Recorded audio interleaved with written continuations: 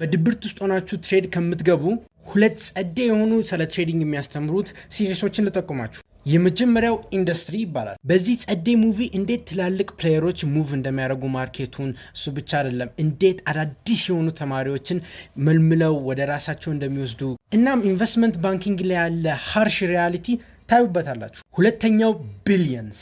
This is my favorite movie by far. ሄጅ ፈንድ ኢንዱስትሪ እንዴት ሙቭ እንደሚያደርግ ዴይ ቱ ዴይ ያለው ማርኬት ሪያክሽን እንዴት ሙቭ እንደሚያደርግ ቤሲክሊ በደንብ ብዙ ነው የምትማሩት።